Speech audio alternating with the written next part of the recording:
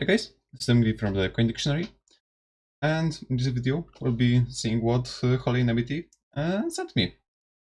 The story is that I won a giveaway from her on Legit Noob's stream, and I decided to show what she sent me. And since the package arrived today, as you can see, 2 coins have already fell from the envelope. And I think we can use this moment to look at them real quick. Like, I know I should probably look at them in context of all of the other ones, but I decided, but I think this will work too. So these are 2 wheat cents, 1957 Denver and 1950 San Francisco. That's really nice, and well, when a package starts with wheat cents, you know that this is going to be a good one. I think one of them may upgrade the one I currently have in my collection. I have one wheat cents. This is a 1930 in pretty nice condition, like XF maybe. However, I think I want to replace it to like not disturb it anymore. Never mind. However, if this is the beginning, I am pretty excited of what is to come. So let me open this envelope real quick and see what is inside. Okay, I cut the tape everywhere, and let's see how it goes. Oh, that's some really nice stuff. I can already see. Let's start with the smaller stuff first. I can see 2 more wheat cents. Play for the camera. That's a 1955 Denver and a 1949 S. So 2 S minted wheat cents out of the 4. That's like great. I did not have any D or S minted wheat cents, as I said. Like, that one was my only one, and that was obviously from Philadelphia. I can see a Mercury dime. I already have one, but this is a nice edition, 1914 free. Philadelphia. 2 flipped coins. I think I will check them last, just because.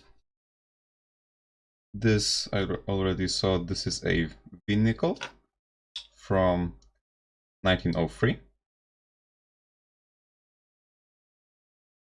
Quite nice. I mean, the one I have in my collection is worn really slick. Like, you can barely read some stuff on the back. So this may upgrade. A quarter. Denver minted and silver, of course. 1957. Really nice shape. I don't know if it will upgrade, and the one I have is pretty nice too. But in any way, a silver quarter is a silver quarter. Like, what more can you say? This is awesome.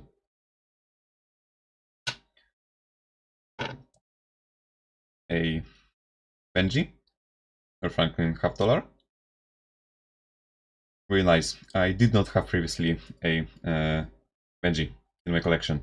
The only 90%ers in my collection were a Kennedy, 64, and a commemorative 1982 proof Washington. So this is going to be my third, and obviously it is going to find a place in my collection. 1951, and that's an S. 1951 S. Like, I know that there are no major key dates in Benjis, but an S is an S, and like, you know what I mean. Pretty nice condition overall, not too worn. Like, it has some dings to it, but what do I care?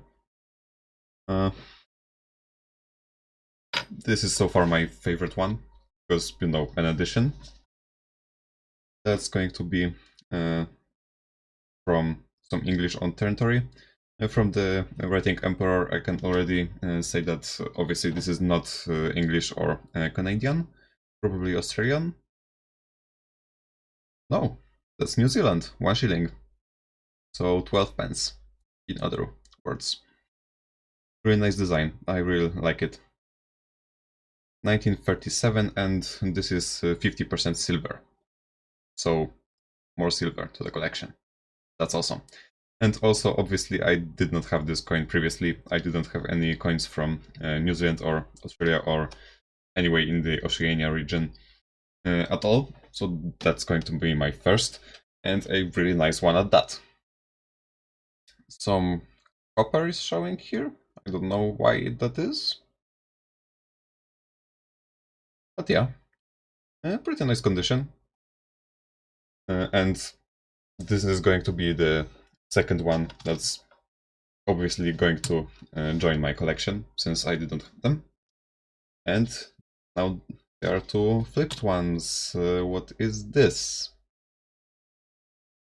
That's going to be a Canadian penny from 1936, as you can maybe make out here.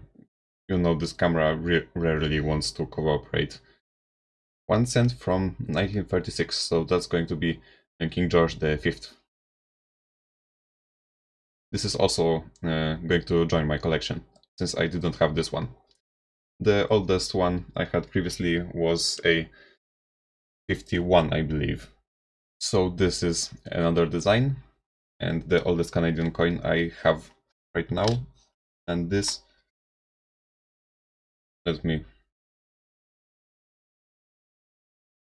Whoa! That wasn't my oldest Canadian for long. 1907. That's a half dime. Wow. That's an awesome coin. Nice toning to it, or patina. And I don't remember which king this was. King Edward VII. Wow. That is a nice coin. I'm going to unflip them, but not on this video. Usually I don't keep coins in flips because I just want to look at them freely from all angles, and flips are just in the way most of the time. So I'm going to take them out, but later. This is definitely my favorite coin out of this lot. Like, Benji is also absolutely awesome, and thanks a lot for that. But 1907 halftime, that's really something. Not to mention that this is also silver and sterling at that. And a note, hope you enjoyed the selection, congrats on winning, much love, Holy Nabity. Thanks. Like, this is absolutely awesome, and I definitely do enjoy this collection. So from what can I see, I am definitely going to upgrade my Witsend with one of these. Like, even though this is a older one from 1930, I just don't want it to be in my collection any longer than necessary. Like, I don't want to cause it any harm. So I think I'm going to swap it for this 1955 Denver. This one definitely looks the best out of the four. And it has a mint mark, so that's also a novelty for me. So that's definitely going to be an upgrade. Possibly the Pinnacle, I will see, since the one I have is really slick.